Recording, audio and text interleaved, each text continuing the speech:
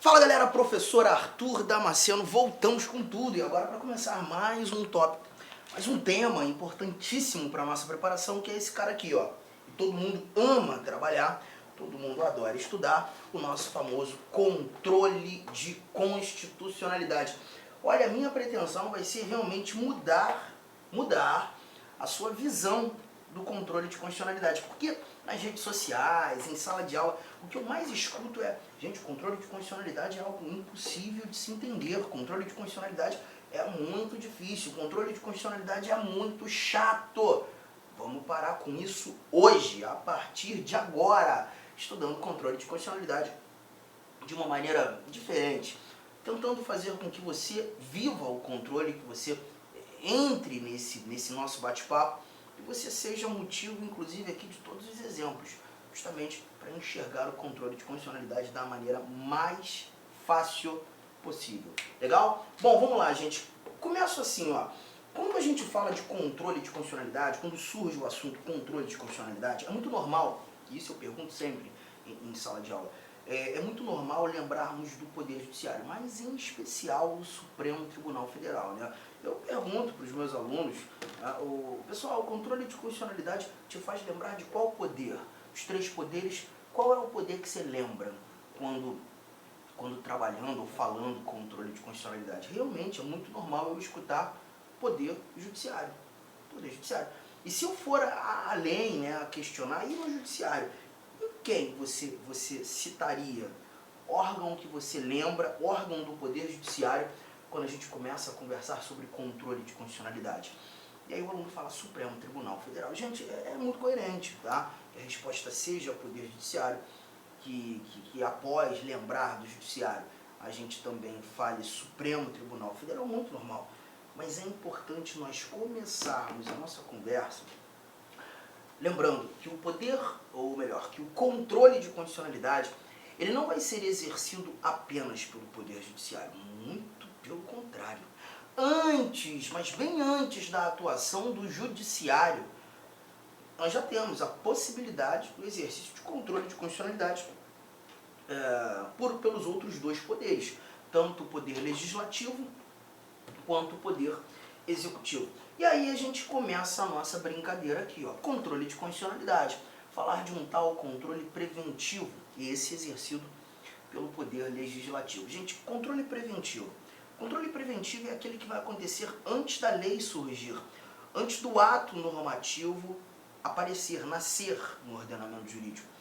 Até porque antes desse ato normativo, antes da lei surgir, o ato legislativo também poderia assim chamar, você já percebe que muito controle tem que acontecer, gente. Você percebe que filtros, peneiras precisam ocorrer para evitar com que nasça uma lei ruim, que nasça um ato normativo que contrarie, que ofenda a Constituição. E como é que a gente faz isso? Evitar com que por exemplo, falar do Congresso Nacional, né? Eu vou me ater ao Congresso no primeiro momento, mas daqui a pouco discutiremos que o legislar não é algo exclusivo do Poder Legislativo.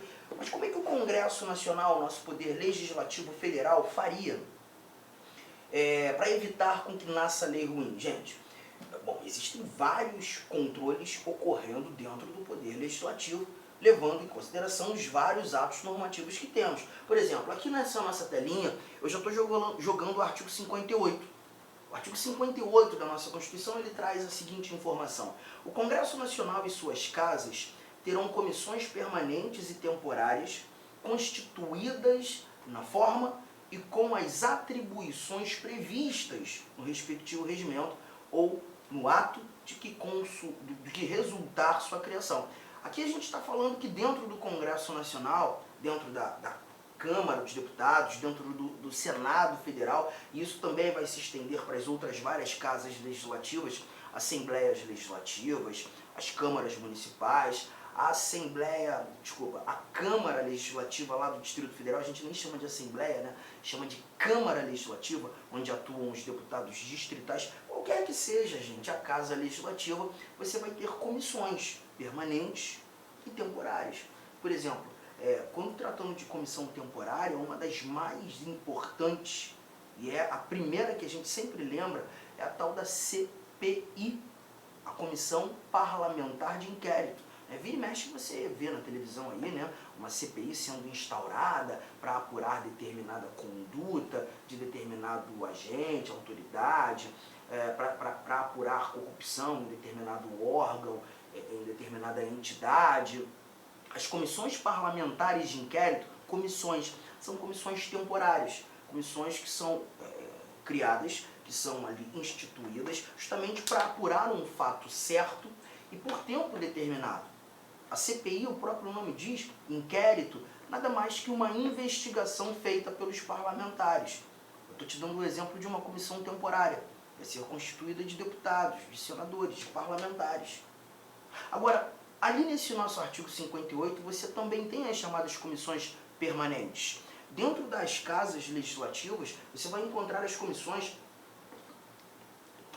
que são criadas e desenvolvidas para análise de questões específicas. Por exemplo, você tem a Comissão de Direitos Humanos, você tem a Comissão de Minas e Energia, você tem a Comissão do Meio Ambiente, você tem a Comissão da Educação e Cultura, você tem várias comissões, Comissão da Saúde. Então você tem comissões existentes na Câmara, no Senado, qualquer casa legislativa tem comissões permanentes, justamente prontas, criadas já para discutir determinadas questões. Por exemplo, muitas vezes quando chega um determinado projeto de lei, existem projetos de lei que, de acordo com o regimento interno da própria casa, não vão depender do plenário, do todo. Eu vou trazer um exemplo aqui meu, tá? Não conferir o regimento interno das casas para poder estar te dizendo isso, mas usando um pouco da lógica jurídica. Vamos imaginar que seja um projeto de lei que trate de questões atinentes à energia nuclear. Não sei se um assunto como esse teria a necessidade da discussão dos 513 deputados, dos 81 senadores. Razoável que esse projeto de lei seja discutido por uma comissão permanente, uma comissão temática, uma comissão de Minas e Energia, para tratar justamente dessa questão. Porque partimos da premissa que os parlamentares que foram selecionados para atuar naquela comissão, eles entendem um tanto quanto do tema, né, para estarem ali, como parlamentares que compõem, componentes dessas comissões. É o que a gente tem como premissa, né? E além do mais, essas mesmas comissões, elas vão convidar grandes nomes desses ambientes, técnicos, profissionais da área, pessoas capacitadas para tratar do tema, justamente vão ser convidadas para participarem de audiências públicas e darem palpites, opiniões, pareceres sobre aquele projeto que está sendo desenvolvido. Eu estou só te mostrando que seria uma comissão permanente. E dentre essas várias comissões permanentes, nós temos uma muito importante, que nós encontramos tanto na Câmara quanto no Senado, que é a chamada Comissão de Constituição e Justiça e Cidadania. Bom, deixa eu te mostrar um negócio. É muito normal quando a gente estuda a supremacia da Constituição, né, e é um momento onde a gente evidencia bastante a supremacia da Constituição, quando nós estudamos o controle de constitucionalidade. A Constituição está no topo do nosso ordenamento jurídico, acima de todos os demais atos normativos. Então todos esses demais atos normativos que fazem parte, estão inseridos no nosso ordenamento jurídico, que nós chamamos de normas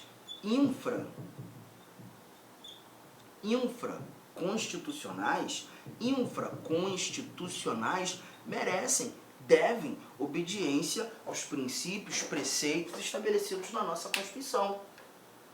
Quando, inclusive, nós estudamos classificação das constituições, temos a Constituição brasileira classificada como rígida quanto à alterabilidade, ou também poderíamos dizer quanto à estabilidade. Rígida, porque o processo legislativo de alteração do texto constitucional ele é mais rígido frente aos demais atos normativos inseridos no nosso ordenamento jurídico. A Constituição ela merece um tratamento diferenciado no processo de alterabilidade, porque é a lei maior. Por ser a lei maior, por ser hierarquicamente superior aos demais atos normativos, merece obediência das demais normas infraconstitucionais. Então perceba, se a pretensão do legislador é criar uma nova lei, um ato normativo, a necessidade do legislador tomar cuidado em não criar algo que ofenda aquilo que está na nossa Constituição. E aí aparecem as chamadas comissões de Constituição, Justiça e Cidadania. Né? Quando a gente fala dessas comissões, as comissões de Constituição e Justiça, existentes tanto na Câmara quanto no Senado, uma das missões mais importantes dessas comissões é analisar a constitucionalidade do projeto, podendo inclusive corrigi-los se porventura aos olhos dos parlamentares que compõem essas comissões o projeto se mostra contrário àquilo que é previsto na Constituição. Então a gente está verificando o controle de constitucionalidade. Aqui há controle de constitucionalidade. Tranquilo? Então quando a gente visualiza esse nosso artigo, deixa eu voltar aqui, ó, 58, deixa eu apagar. Quando tratando das comissões, a gente vai verificar sim que existem comissões nas duas casas, a tal da Comissão de Constituição e Justiça, uma na Câmara, outra no Senado, comissões permanentes que fazem o controle de constitucionalidade. Mas olha o cuidado que você tem que ter. Aqui ainda estamos em fase de processo legislativo. Ainda é um projeto de lei. Então essas comissões estão fazendo tal do controle preventivo e no âmbito do poder legislativo. E aí a gente vai trazendo mais alguns exemplos. Olha o que temos aqui no artigo 52. Em caso de relevância e urgência, o presidente da República poderá adotar medidas provisórias com força de lei, devendo submetê-las de imediato ao Congresso Nacional. Aqui a gente já parte para um outro ato normativo. A minha pretensão não é te explicar nesse momento a medida provisória. A gente trata de medida provisória quando estudando processo legislativo, quando estudando poder legislativo, tá? Mas a medida provisória é um ato normativo com força de lei. O presidente da República, nesse momento, edita uma medida provisória, entendendo que há urgência em tratar do tema e a relevância. Então, em vez de apresentar um projeto de lei e aguardar com que o projeto de lei se torne lei, depois de todo aquele processo legislativo, a gente sabe ser demorado, o próprio presidente pode ir lá e editar uma medida provisória, fazer nascer uma medida provisória. Junto até aqui. Só que tem um detalhe, quando o presidente edita essa medida provisória, ele deve submeter essa medida provisória de imediato ao Congresso. Por quê? Preste atenção. O Supremo Tribunal Federal, o presidente da República, quando edita a medida provisória, ele está simplesmente substituindo a lei por um ato legislativo que é dele. Que a partir de sua publicação no Diário Oficial já começa a surtir efeitos para todos nós. Quando o presidente edita uma medida provisória, ela já está valendo para você, para mim, no ato da publicação, gente. Ela já está dando pernada na nossa canela, a partir de sua publicação na imprensa oficial. Ok? Só que essa medida ela é provisória, ela ainda não é uma lei. Ela tem a pretensão de se transformar em lei. Então, o que eu quero que você perceba é que o processo legislativo de uma medida provisória ele é tardio. Ele é tardio. O presidente edita a medida e deve enviar essa medida ao Congresso para que o Congresso Nacional, concomitantemente aos efeitos da medida provisória, tenha ali a possibilidade de convertê-la em lei. Só que esse trabalho do Congresso tem que ser em tempo recorde. Porque a medida vai valer por um tempo, 60 dias. Então o Congresso tem 60 dias para transformar essa medida provisória em lei. Se não conseguir fazer essa brincadeira dentro dos 60 dias, ela automaticamente já ganha mais 60. E o processo legislativo está rolando. Para quê, Arthur? Para transformar essa MP em lei. Só que tem um detalhe, pode ser que essa medida provisória não é razoável, tá, gente? Não pode ser que ela seja inconstitucional. Então, Arthur, uma das coisas importantes a serem feitas quando o presidente manda essa medida provisória para o Congresso é a análise da constitucionalidade, né, dessa medida perfeitamente. É por isso que a gente tem um parágrafo 5º aqui, ó.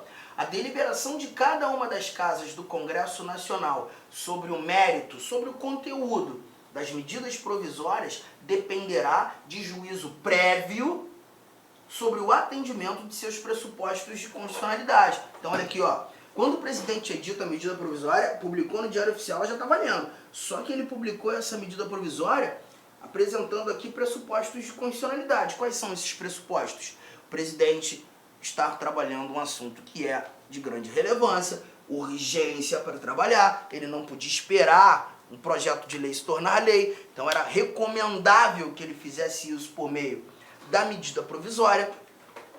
Então, a comissão especial existente no Congresso vai analisar esses pressupostos de constitucionalidade, pressupostos constitucionais. Se aos olhos dessa comissão, é uma comissão também, se aos olhos dessa comissão, os deputados e senadores entenderem que não havia relevância... Olá, meus amigos, minhas amigas, eu sou o professor Lac e inicialmente gostaria de pedir licença para você, gostaria de pedir desculpas de interromper a sua videoaula. Mas essa videoaula é uma aula demonstrativa aqui da Lac Concursos. Nós aqui da Lac Concursos, nós temos uma escola que nós estamos no ar desde 2009, é isso mesmo, nós somos uma escola aí especializada em concurso público e principalmente em concurso da segurança pública aqui do estado de Mato Grosso. Não sei se vocês sabem, mas a Lac Concursos é daqui de Cuiabá. A Lac Concurso, consequentemente, é do Mato Grosso e nós temos uma tradição muito grande de aprovação. No último concurso da PJC, que o edital foi publicado no finalzinho de 2013 e a prova realizada em 2014, neste certame, neste concurso, nós tivemos mais de 500 alunos nomeados, é isso mesmo, que estudaram aqui na Lac Concursos. E claro que nós estamos fazendo uma super campanha, nós queremos ter aí a maioria esmagadora dos alunos nossos aprovados. E nós temos aqui vários cursos para a galera, né? Nós temos aqui cursos focados aqui da PJC, por exemplo. Nós temos nosso curso online, apenas 10 parcelas de R$ 35,00, o melhor custo-benefício do mercado. Nós temos um curso presencial, que esse curso presencial, inclusive, ele tá transmitido ao vivo para o nosso aluno pay-per-view, apenas 10 mensalidade de R$ 99,00, com a melhor equipe de professores do estado. Temos professores, inclusive, de nível nacional. Temos um curso de provas discursivas, onde a gente vai corrigir 3 redações com feedback pessoal, né, individualizado por apenas 10 parcelas de R$ 15,00. Temos o aulão de véspera presencial, 10 de 10, R$ 100,00. E nosso super aulão de véspera, que vai ser o mesmo do presencial, por R$ 50,00, se divide em 10 vezes sem juros, né? 10 vezes sem juros. Então essas são as campanhas, os nossos cursos que nós temos aqui para a PJC. Cara, aproveita. Este aqui é um grande concurso. Nós temos aí 580 pessoas que terão suas provas corrigidas para o cargo de escrivão e 580 pessoas inscritas que serão corrigidas a sua prova de investigador. Eu acredito que todo mundo que vencer o regulamento serão convocados. Inclusive, o próprio governador já sinalizou algo nesse sentido. Então, galera, aproveite a oportunidade, venha estudar conosco aqui na Lac Concursos, que eu tenho certeza que você não vai se arrepender. Uma coisa eu te garanto, a dedicação do professor Lac, a dedicação da Lac Concursos você vai ter de forma integral. Então venha estudar conosco. Forte abraço, fique com Deus. Tchau, tchau.